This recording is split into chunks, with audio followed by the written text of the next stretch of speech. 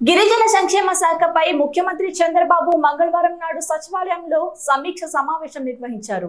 గిరిజన ప్రజలకు విద్యా పథకాలు, వైద్యం, సంక్షేమ పథకాలు అందించడంలో నేడు ఉన్న పరిస్థితులపై సమీక్ష చేపట్టారు. 2014 నుంచి 2019 మధ్య అమల్లో ఉన్న పథకాలను వైసీపీ ప్రభుత్వం నిర్వీర్యం చేసిందని ఈ సందర్భంగా సీఎంకు అధికారులు తెలియజేశారు.